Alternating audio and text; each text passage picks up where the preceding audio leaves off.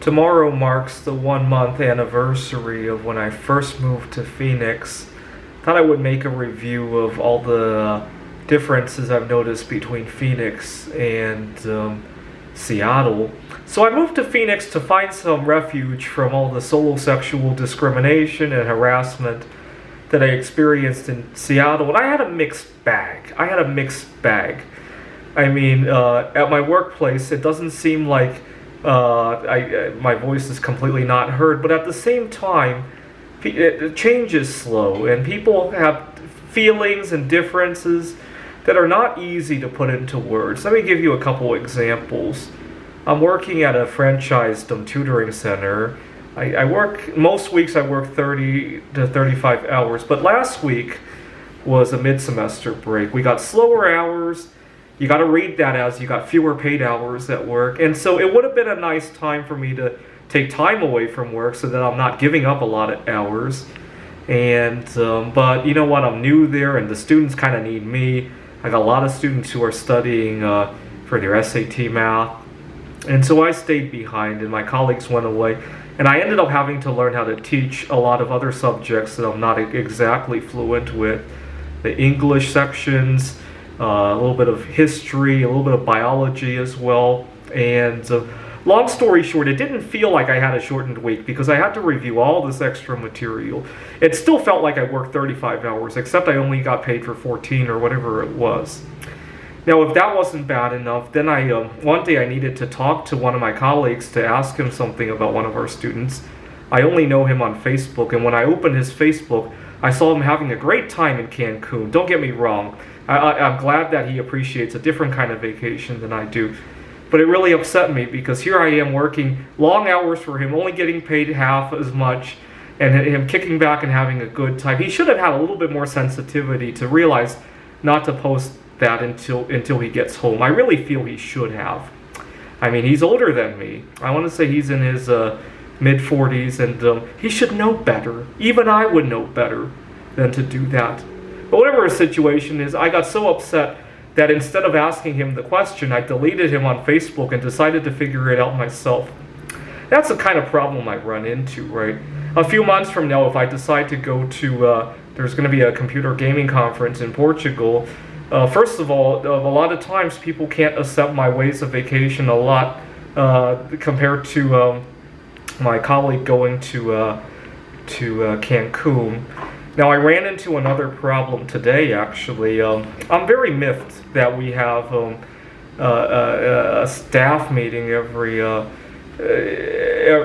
couple of months. It's on Saturday afternoon. I have to miss my board game meetup. Now, granted, it's one Saturday every 2 months, and I meet up every Saturday, but you know what? That's one of the few social clubs that I go to here in the Phoenix area, especially if I'm going to be working so many hours, and also with my side hustles of making the art, which I'm doing very well with as well. I really don't have a lot of social activities to go to. I wish I could tell because my boss did ask, does anybody have any conflicts? And actually part of the reason it became Saturday afternoon is because one of my colleagues has to take their kids to a dance class. And I wish I could say that. You know, I have very few friends here in Phoenix, and that board game meetup means a lot to me. I wish that could be on par with the board game meetup, but unfortunately that's where differences can really play out in our society. And but you know what? Earlier today I went to the staff meeting, and I got a nice warm fuzzy feeling about a number of things. The first thing I noticed was that people didn't harass me about my choice of eating decisions. I was in the middle of a fast, and I just didn't eat, and nobody asked me about it. That would never play out in Seattle. You can't blend in during a fast easily in Seattle, right? People will ask you. Eventually, you're probably going to have to fess up that you're fasting. Otherwise, people are going to. Well, first of all, in the past, you might have said that I'm not feeling like eating anything today, right? But right now, if you lose your appetite, people worry that you have something that you might spread to them, right? So you can't really say loss of appetite anymore. And at some level, you'll probably have to say you're fasting. Now, which is why I really love looking up reasons to fast, right? I fast for almost every religious reason in the books to fast because that's a perfect excuse to get away from it for that day at least, right? Yom Kippur, Lent, what is it? The Middle Eastern one, and a bunch of others. World Hunger Day, among other days, right? Those are easy ones to get away with, right? But I didn't have that problem today. I just looked at the food, said, "Oh, it looks very nice," and I walked away. And nobody asked me a question about it. Now, during the staff meeting, there were a lot of praises said about me.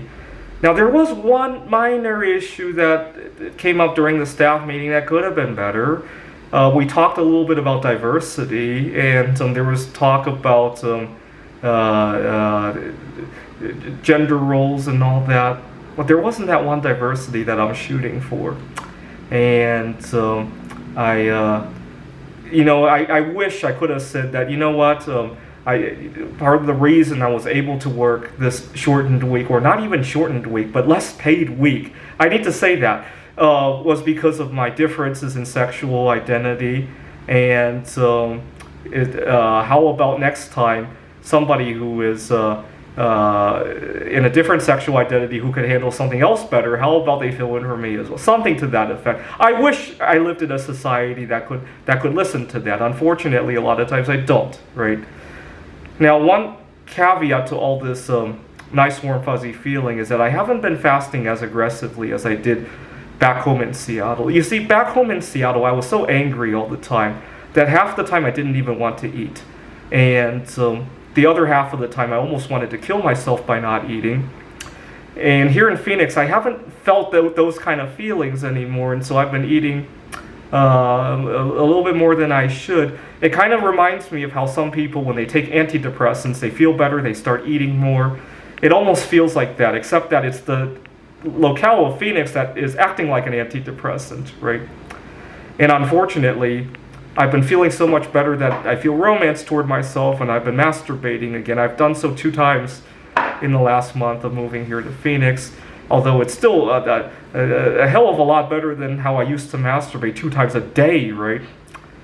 Anyway, 1 month here, and definitely look forward to bringing up... there was one other situation that I haven't been able to figure out. You see, at the tutoring center where I'm working at, I'm technically on a probationary period where I'm not really allowed to ask for vacation time, but I've been trying to